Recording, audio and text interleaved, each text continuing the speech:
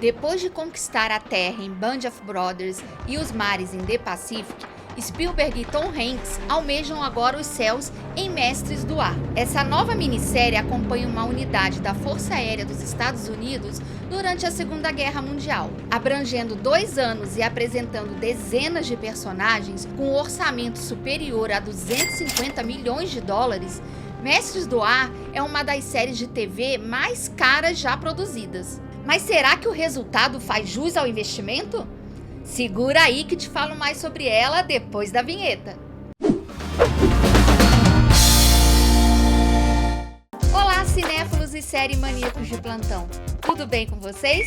Eu sou a Gabi e esse é o Pode Ver Sem Medo. Mestres do Ar, drama de guerra que está na Apple TV Plus, conta com 9 partes. A trama, estrelada por Austin Butler e Callum Turner, é baseada em uma história real. Talvez você se lembre de Austin Butler, pois recentemente ele interpretou o Elvis. Aliás, já vou te contar uma curiosidade.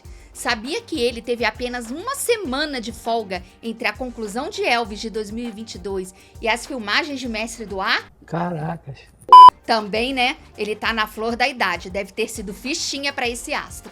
O período de produção do show foi longo, cerca de 10 anos, desde 2013, e tem à frente nada menos do que Steven Spielberg, Tom Hanks e Gary Goetzman.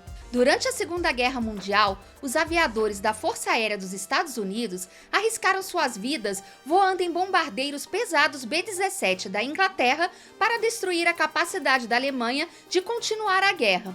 Com o 100º grupo de bombardeios, uma irmandade forjada pela coragem, perda e triunfo. O 100º Sangrento, como ficaram conhecidos, se tornou famoso por incorrer em pesadas perdas durante seu envolvimento na guerra, bem como pelas personalidades coloridas de seus aviadores. E sim, é bem difícil saber quem é quem nas primeiras horas de série.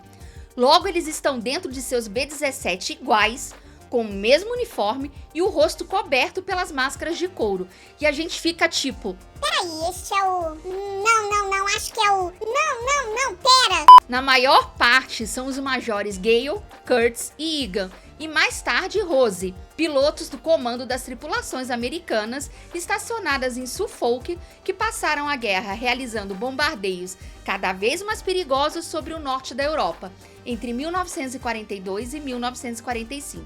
E o navegador Crosby, que passa a maior parte do tempo vomitando nos voos enquanto tenta calcular as melhores rotas. E é através da narração de Crosby que saberemos mais dos detalhes offset durante a série. No interior frio de um bombardeiro B-17, 10 homens realizam uma missão quase impossível. Eles devem pilotar através de um céu cheio de armas antiaéreas e ainda por cima tendo que enfrentar os caças da temida Luftwaffe. Além de congelarem na atmosfera superior, respirando através de máscaras de oxigênio de couro, precisam ainda absorver os terríveis impactos no avião e ferimentos sofridos pelos homens dentro dele, e então ajustar suas táticas para compensar a perda dessas peças e homens do avião. E no meio de tudo isso, fazerem os cálculos, sim, com papel e caneta, necessários para localizar o alvo, lançar as bombas e então voltar à base ou saltar para um território ocupado. Cada missão resulta na perda de centenas de vidas, e a visão de oficiais comandantes empoleirados numa torre, contando o número de B-17 que regressam, é angustiante e torna-se um tema recorrente em cada missão. 10, 11, 12, 13, 14, 15. Só 15, acho que perdemos 3. Filmes e séries com gênero guerra me atraem demais, em especial a Segunda Guerra. Não são produções fáceis, mas quando são bem feitas, viram obras-primas, pois exigem muitos detalhes como figurino, ambientação, cores, e não é só isso. É preciso respeitar a cronologia da guerra. Por exemplo, em batalhas do período final da guerra, é mais comum vermos uniformes antigos, já desbotados, e especialmente do lado alemão, soldados mais jovens, praticamente meninos. Enfim, sendo aqui o pano de fundo uma história real, a atenção aos detalhes é fundamental. E a beleza dessa série está sobretudo na produção, nas roupas, no cenário, na trilha sonora e em toda a ambientação que não te deixam em dúvidas de estar naquela época, e a película azulada completa essa sensação. Você fica imaginando o quanto de pesquisa precisou ser feita para que a história fosse retratada o mais fiel possível. E ponto super positivo aqui foi manter os diálogos nos seus idiomas originais, ou seja, alemães falando alemão, franceses falando francês, poloneses, russos, enfim, nada de padronizar o inglês para a galera toda como fazem algumas produções. Isso contribui demais para a imersão na história. As centenas de homens do Centésimo Sangrento são mostrados aqui como jovens muito novos, alguns arrogantes e outros aterrorizados, forçados a se espremer em um tubo de metal fino e flutuar lentamente sobre a Alemanha, enquanto 1 milhão de armas os despedaça por baixo. E alguns sem saber o real motivo pelo qual estão lutando. E você percebe isso quando eles começam a se dar conta de que muitos vão morrer ao terminarem a primeira missão. Parece que cai a ficha neles de que não são imortais. Existe um outro lado que também está lutando e fará de tudo para sair vitorioso assim como eles. E é impossível terminar de assistir essa série sem um profundo sentimento de respeito pelo pesadelo sofrido por toda uma geração. Histórias de prisioneiros de guerra, de fuga, de romances, histórias de coragem e traumas sofridos por guerras que deviam ser evitadas e não cultivadas, como infelizmente vemos até hoje acontecerem.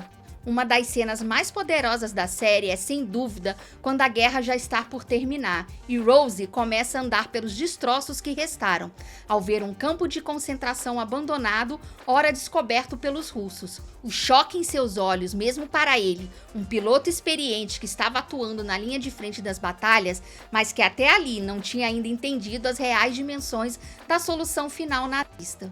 Histórias de guerra precisam ser contadas, na esperança que um dia possamos aprender com o passado e torcer para que não seja tarde demais. Então sim, você pode ver sem medo. E temos ainda uma participação especial dos famosos Tuskegee Airmen, uma unidade composta inteiramente por pilotos afro-americanos, reconhecendo a segregação militar discriminatória enfrentada pelos aviadores negros. Foi uma bela homenagem a eles. Não podemos negar que Mestres do Ar é uma superprodução e que fecha com chave de ouro a trilogia iniciada por Band of Brothers e The Pacific. Não que as três tenham o mesmo nível de qualidade. Acredito que Band of Brothers e The Pacific estão um degrau acima.